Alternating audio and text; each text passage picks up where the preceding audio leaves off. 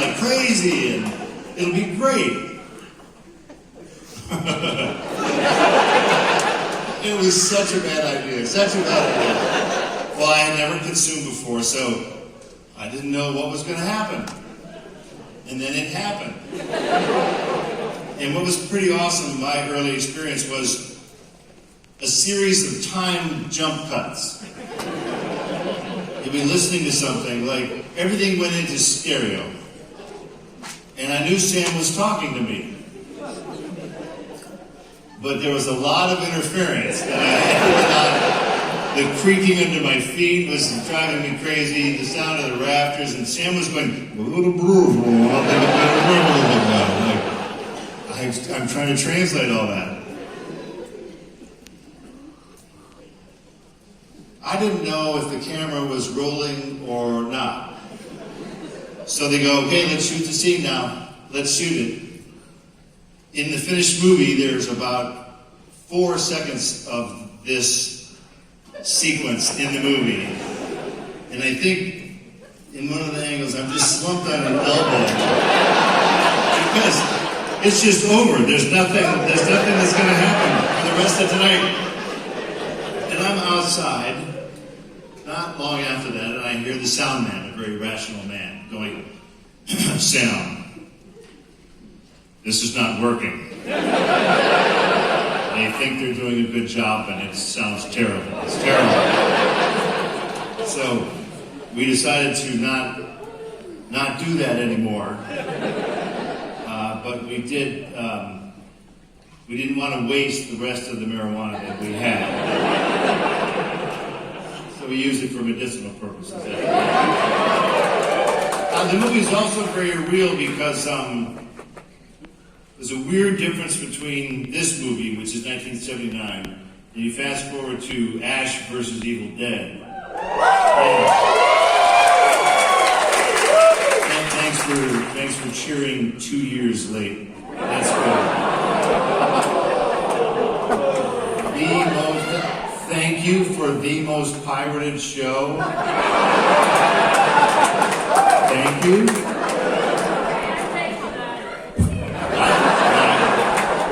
Paid for it too, ladies, let me tell you. So, the difference in the two processes of filming is very different. Let's go back to 1979. At one point, and I'm not going to ruin this, no spoilers tonight, Ash hears a sound, turns his shotgun to the window, and blows it out. So in 1979, we take the shotgun, put the shell in there, and look out the window and see if you can see anybody. Because I know the camera's out there. And our camera guy, Tim, I go, Tim, wave your arm. I go, oh, no, don't be there. He goes, where is it safe? So I sort of see him moving away, and I go, that looks pretty safe over there.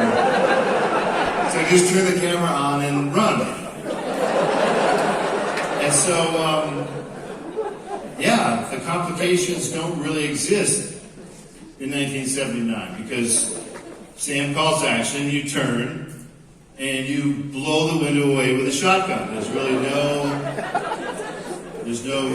no one has to be in sync with anything. No one has to plan anything. You just blow the shit out of the window. And I guess hope that the wind is not blowing back in my eyes. Then we go to Ash vs. Evil Dead where, for safety. It sounded like I felt like I stepped on something. Now we get to Ash vs. Evil Dead. And when I want to shoot something now with the shotgun, I hold it up, and somebody goes, 3, because it's shot in New Zealand, so you hear the guy going, 3, 2, 1, blast!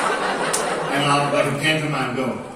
And then they'll put in a big digital flash and a howitzer cannon on top of it. So on one hand, it's beautiful. They can make that any color they want. They can make the flame as long as they want, as much smoke as they want.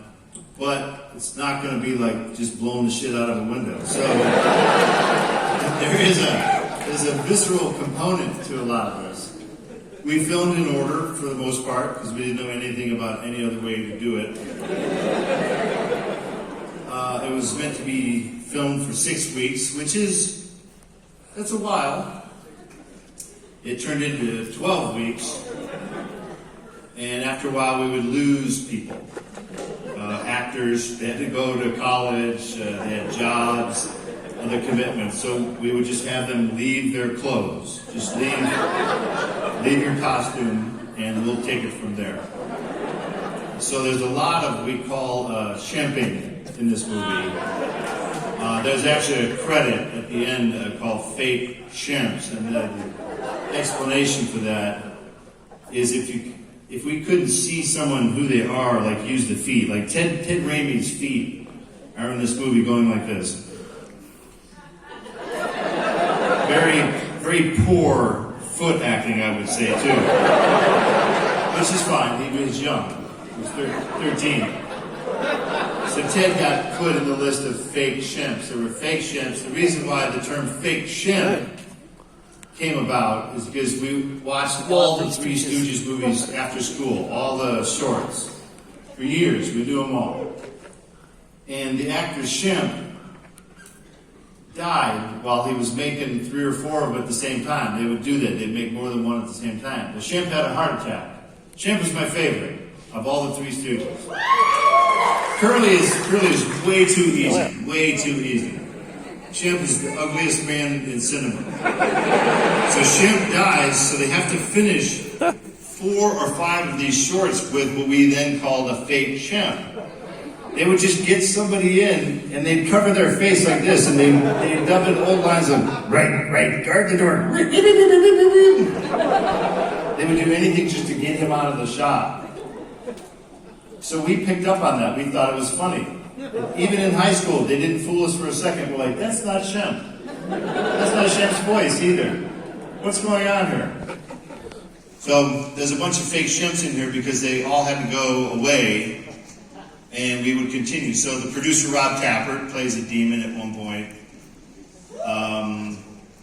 Every actor in the movie had what we called the latex point,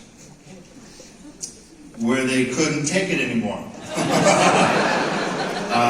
And would run down the street, if there was a street, clawing the makeup off of their face and crying hysterically for 2 hours. And that was me. Because it was a very raw experience. We hired a guy named Tom Sullivan, great guy, great artist. And we go, Tom, how do we make people getting possessed and then their face changes into something else like a possessed creature? Oh, I know. You take a mold of their face, and then you build upon the mold, you sculpt on that, and that way it'll fit the actor's face perfectly. And if you want to do more molds, you put it on the thing. So you have to make a mold of the actor's face. So Betsy Baker was one of the first people we had to get a mold of, because she gets possessed. Sorry to wreck it for you later in the movie. She gets possessed. So the thing that we used on her face was plaster of Paris. I'm not a craftsman, but I do know that it heats up when the compound is setting. So we were so smart, though, we gave her a pad of paper and a pen that she could hold on to. While she's lying back like this, it covers her entire face, and there's only 2 straws, one up each nostril, for, I think it was a half an hour, for this plaster of Paris to settle. And the first thing she writes is, getting kind of warm, and it's like a child's writing, getting kind of warm, like oh. Meanwhile, we're looking at Tom. Tom, how long is this going to be? Oh, I don't know. Yeah, only 15 minutes. Just like 12 minutes, Betsy. Just like 12 minutes. Then, she's starting to fidget in her chair. And the next entry is getting very lightheaded. All right, here we go. Tom Sullivan. We're going to suffocate Betsy Baker, the first actress we do this to. This is going to be great. Betsy, 2 minutes, Betsy, 2 minutes. Anyway, we finally said, Tom, okay, let's go, get it up. The genius way devised to get it off, she had initially a very light layer of Vaseline on her face. Plaster Paris went on top of that. Gravity was to remove it. So you merely lean forward. And the gravity would take the heavy mass and it would drop right off your face. And by golly, just popped right off there, right into her hand, and there was a perfect set of all of her eyelashes in the plaster Paris. She had ripped them all off in the plaster Paris. And just very deadpan. Her delivery was just great. She goes, those are my eyelashes. What do you say? What can you say? Yeah, they are.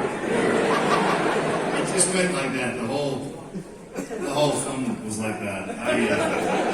By the end of the shooting, we returned a rental truck that was pretty much destroyed. We drove that back and forth in rural Tennessee. The fun part, of course, was an open bed in the back, and we would often film well into Sunday morning. And Morristown, Tennessee is a very pious area. It's a dry county, the county that we were in. And I'm in the back of the pickup truck, covered in head to toe in blood. That's how I would go back home in the truck, is covered in blood, passing church-going people coming out going, oh my God. I'm trying to give him a friendly wave. It was just a chainsaw accident. It was nothing like that. It's okay, buckshot. Gotta look close there. And then step into the shower with your clothes on. Because that's the only way to get it off. Is you turn the shower up to full blast and you melt it off of you. Yeah, man, those were the days, man. Can't get away. We found a heater, a kerosene heater that worked too well. It barfed noxious fumes into the cabin, so I'm not really sure why we're still here today, because we're not really supposed to do that. I had a shirt that was covered with blood. We had to get the blood out of it and go back to blue. So we dumped it in water, put it on the heater, and dried it off, but then it turned it into peanut brittle. And I went to put it on and I just punched a hole right where the sleeve was. This isn't going to work. It just, the driveway was about a half a mile long to get to the cabin. Because when we found it, it was in fact abandoned. There was no power, no water, no outhouse. It had 4 inches of cow shit all through it, because this was in this little draw where all these cows would just run around in this cabin, which was, by the way, haunted. They go, now y'all, you understand that this cabin is haunted, right? We're like, okay, come on, we hear that crap all the time. Yeah, we're making a horror movie. They went, no, this is, it's real. Have you seen Clara? We'd been there working on the cabin in preparation to shoot the movie. We'd go there, work on it. And he asked if we had seen Clara. Like, what do you mean Clara? Oh, Clara was the little girl who survived a murder here 50 years ago. And we're like, oh yeah. Yeah, it was during a thunderstorm. And the whole family was killed except for Clara. She ran into the rain and thunder, and they never killed her. And to this day, so she was now in an old person's home. And apparently there had been a storm the day before. And whenever there's a storm, Clara goes back to the cabin. We never saw her, but it was weird enough to be true. So we think it's true. They clear something horrible at this cabin. But the cabin is real. There were no sets built for the cabin either. We also did not do the George Lucas, I'm going to fix this later kind of thing. So, it is what it is.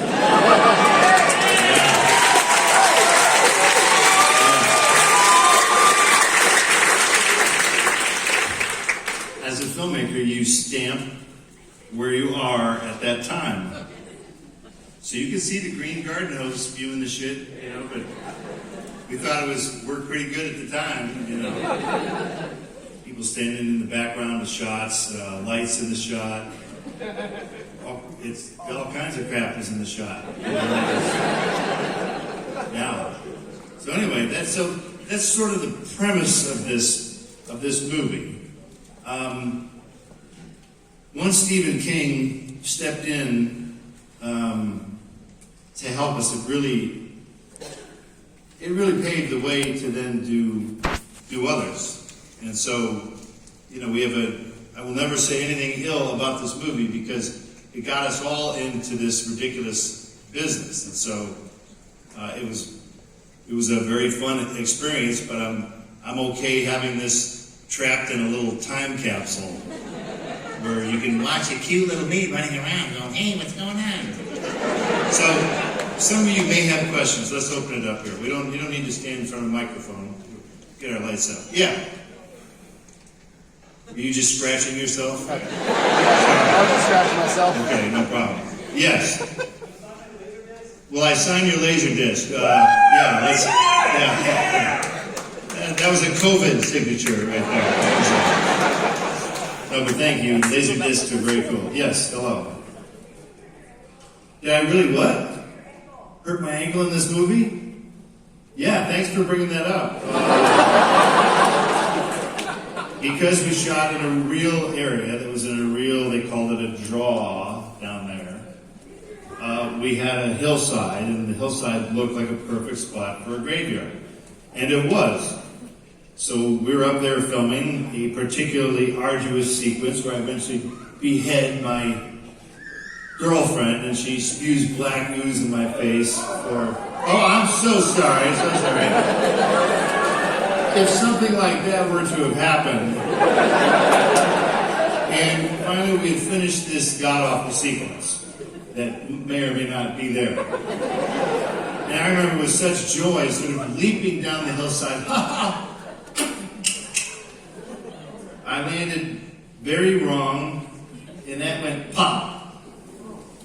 I'd never really been hurt like that before, and I couldn't really walk on it. And we're about halfway through shooting that night. And so the next scene is I have to come into my girlfriend's bedroom and kiss her, and weird crap happens. But I come limping into the cabin, and I look over, and my two partners, Sam Raimi and Rob Tapper, are standing there with sticks. I'm like, what are you going to do with those? They see me limping, like really, really limping, not fake limping. And they start hurting me with these sticks. Oh, how'd you get hurt? Because Sam Raimi, you'll see, he's a fucking masochist. You'll see. Oh, did you get hurt? Oh, what's in there? Where'd you hit your ankle? You hit your ankles in it?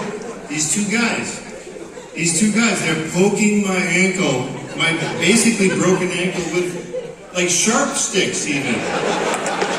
It's so absurd, I start laughing. I'm like, hey guys, come on.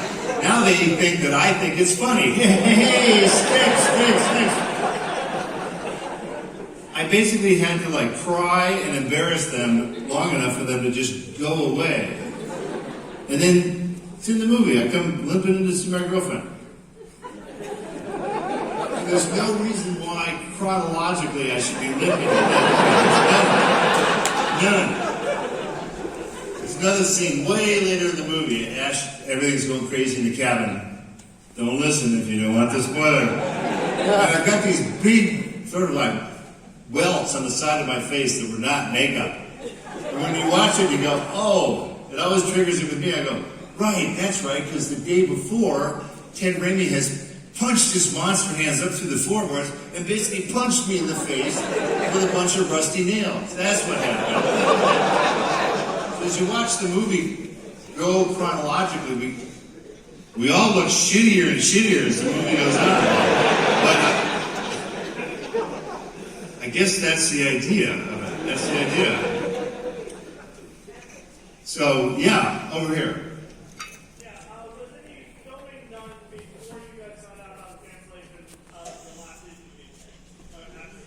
Was the filming done before we realized that season 3 of Ash vs. Evil Dead was going to be it? We smelled trouble. Let me just say that. We knew what the ratings were, and they were not good.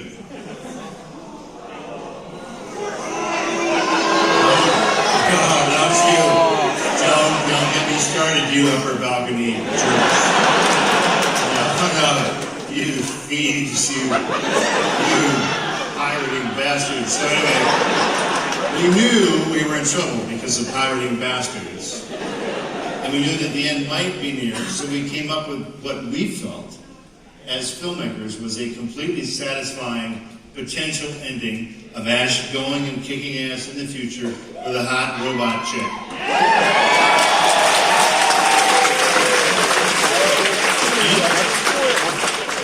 That's not good enough? Use your imagination of where that could possibly go. And the rule is, sir, always leave them wanting more. If we'd gone one other season, they would have gone, yeah, it was okay. It wasn't as good as season 3. Because it never is, sir, it never is. Yes, right here.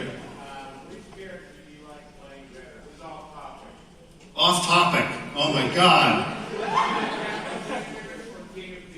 The King of Thieves or The Adventures of Briscoe County Jr. Which character did I like? Those were a tie.